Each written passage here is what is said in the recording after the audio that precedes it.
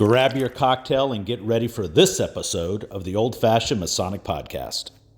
Welcome to the Old Fashion Masonic Podcast, where we talk all things Freemasons while drinking an old fashioned. I'm Brian. I'm Bob. I'm Dave. We're back for the second episode of Debatable. If you haven't seen the first one, let us remind you the premise. So Debatable is a series that we've created based on the mind-child or the brainchild of Worshipful Mike Ward. So the series is this. We're going to have a topic that's Masonic. So before we open the topic and even know what it is, there'll be a proponent and an opponent of this Masonic-related topic.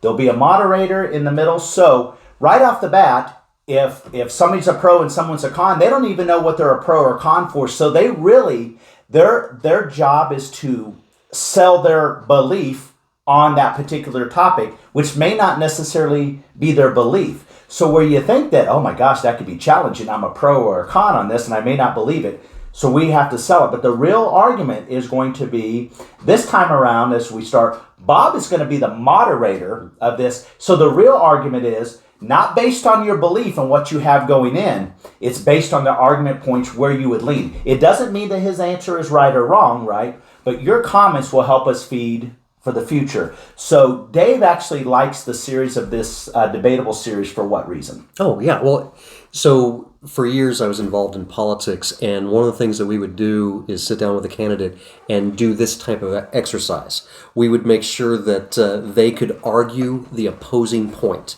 And the idea behind that is, any controversial subject is controversial because there are good arguments on either side. Right. Yeah. If one side dominated, it wouldn't be a controversy. So we would make sure that they could argue both sides, because if you can argue the side that you are opposed to, that means you truly understand both sides. And how can you make an informed decision if you can't argue on both sides, if you don't fully understand both sides? So it was a great exercise. We always have a lot of fun with it, and I'm thrilled that we can do that with Masonry.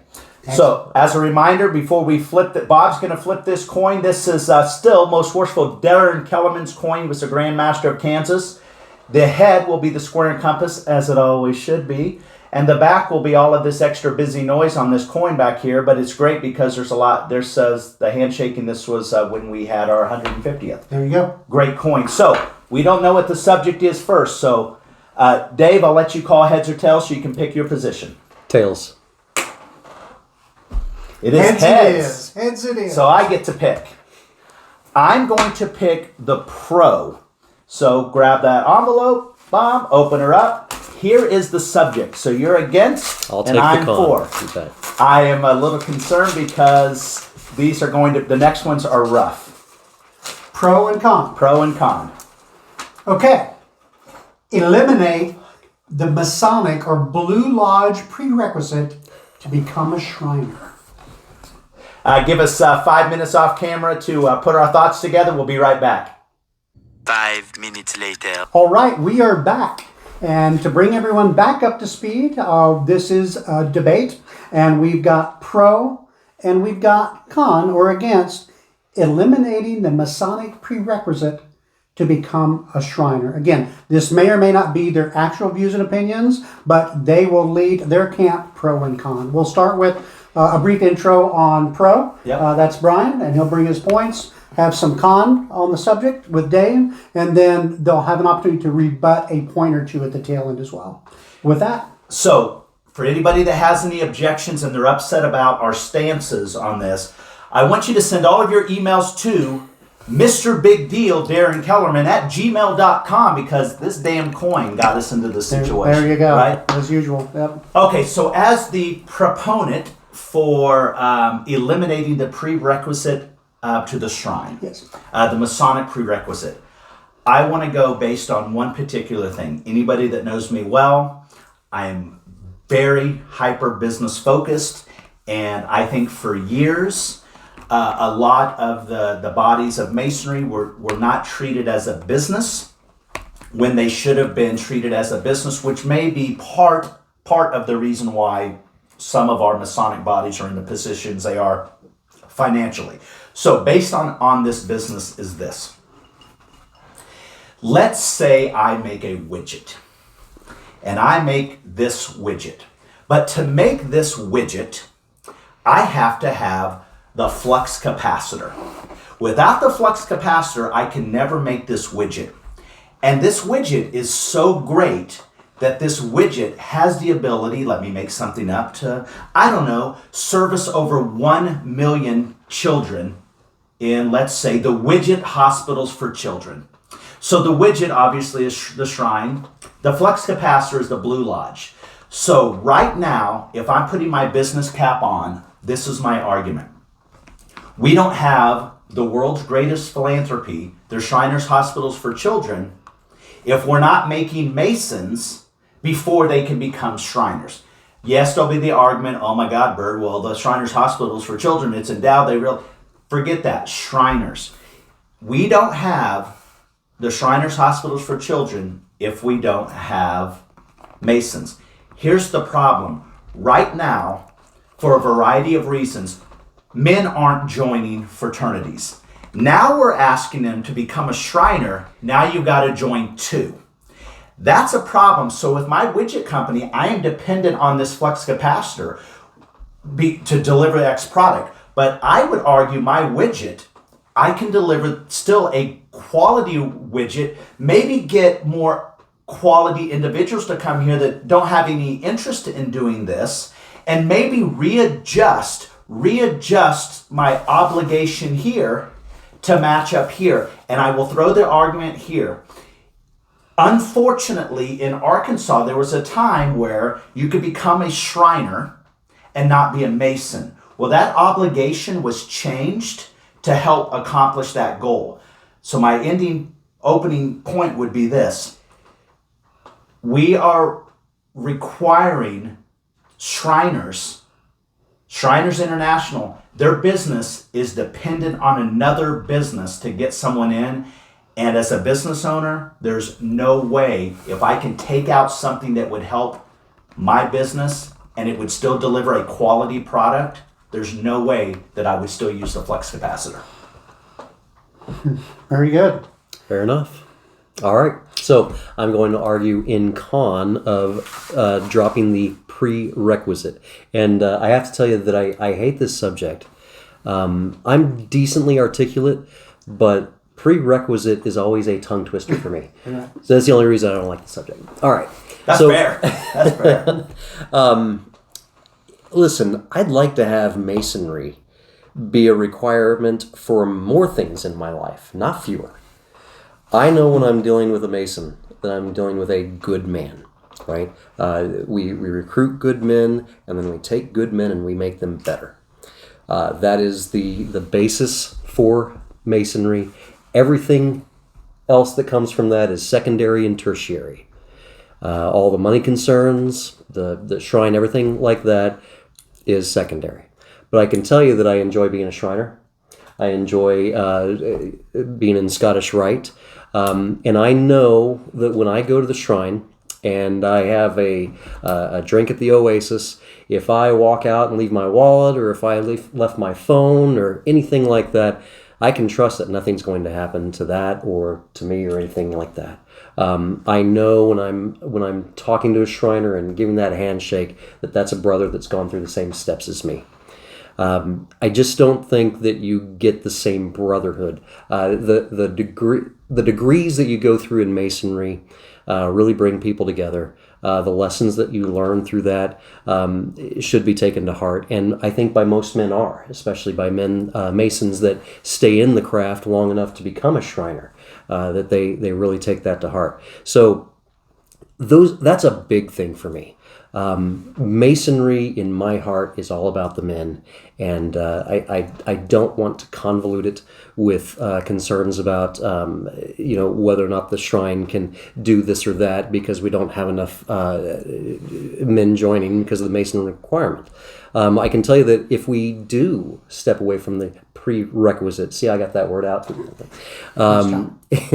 It's drift. Right, and we start drifting away from what we are, from our identity as Shriners, being Masons, and I think that both memberships would suffer. I think a lot of the Shriners that get pulled in are pulled in because they were Masons to begin with, and that's another fun organization to join, and so they join their brothers that are already Shriners. And certainly it would hurt the Blue Lodge membership because a lot of people do want to become a Shriner without being a Mason first, right?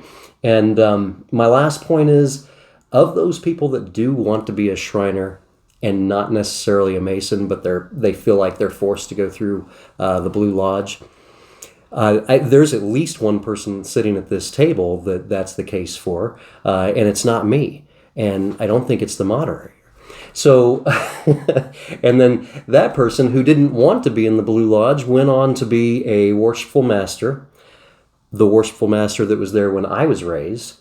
And I will tell you, without trying to inflate his ego too much, that without that person's presence as the worshipful master my first year, I don't know if I would have stayed active or still be a member.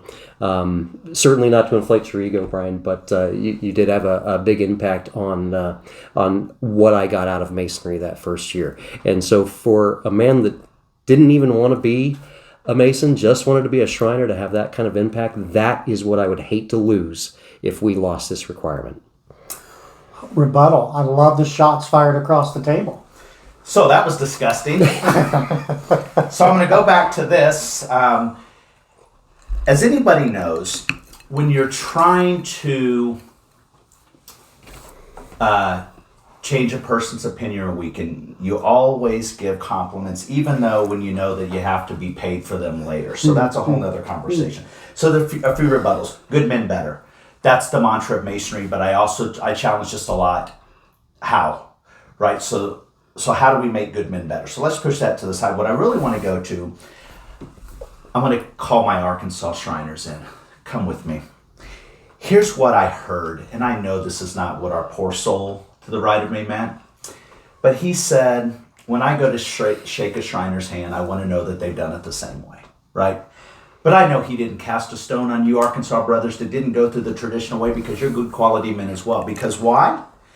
The obligation was changed to accommodate.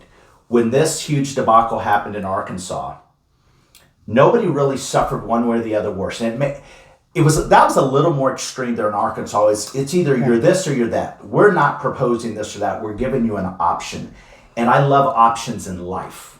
So right now, personally, and we love all the compliments I mean, Dave, he said inflate my ego, but he knows every time he does that, we have a deal that I have to pay him $100. Mm-hmm. So there's that whole deal going as well. However,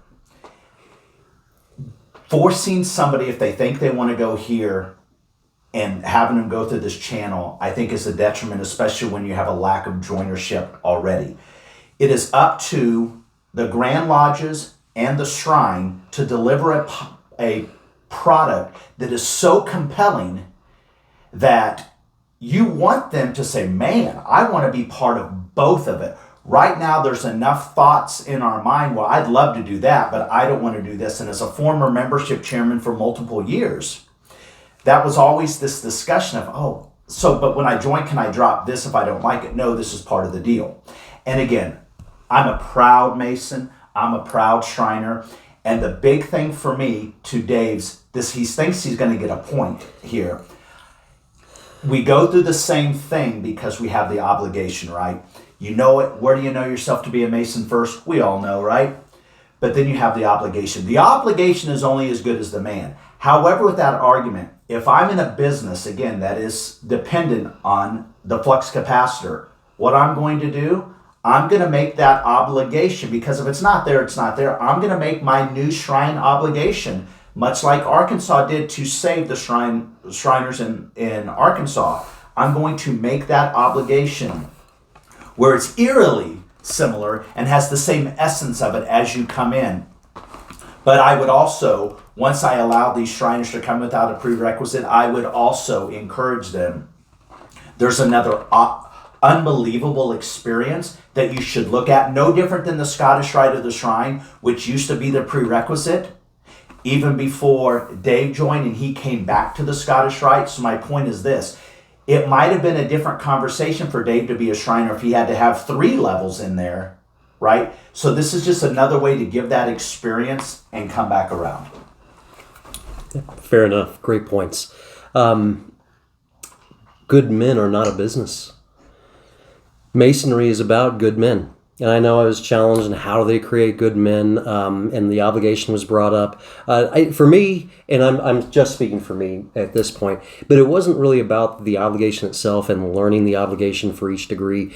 But for me, it really was the degree itself and going through the degree. And then in my case, we had 6 members go through in the one day, and we all got to kind of go through that together. Obviously, a certain portion of one of the degrees we did separate, but that was a real point for me that developed a brotherhood and lasting friendships that will last for the rest of my life.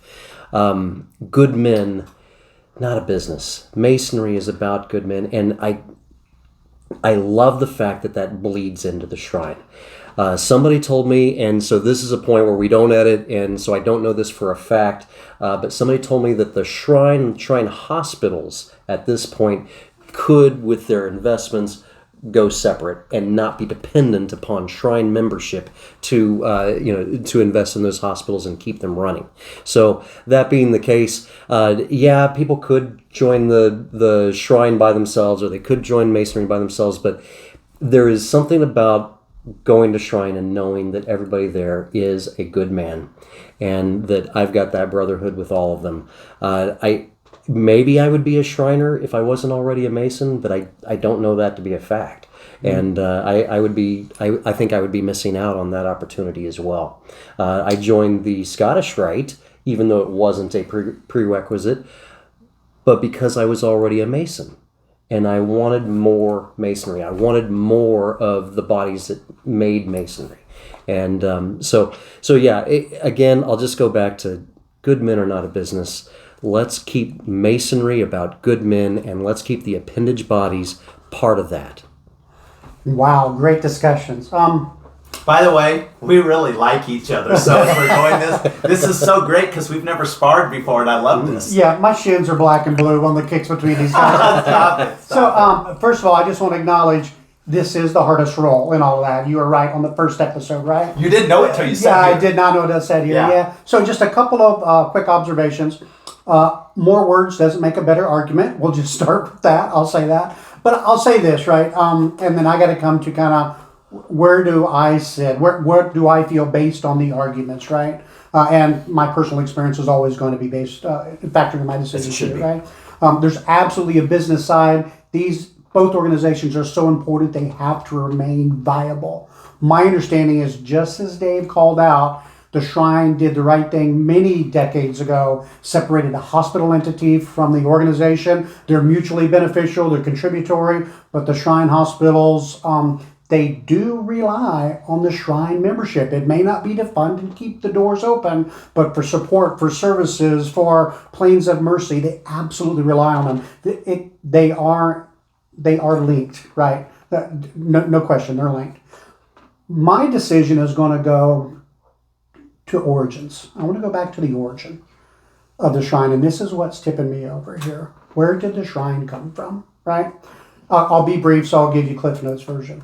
It came from Masons out of New York City who loved the Masonic experience, very involved in their lodge, but they wanted more. They didn't want to lose the experiences and the ritual and everything that's in Blue Lodge Masonry, but there had to be more fun. They were men of means as well, right? A doctor, an actor, professional, international actor. They got together, and out of them and this idea, more fun, spawned a seed of the Shrine. So Shrine came from Masonry.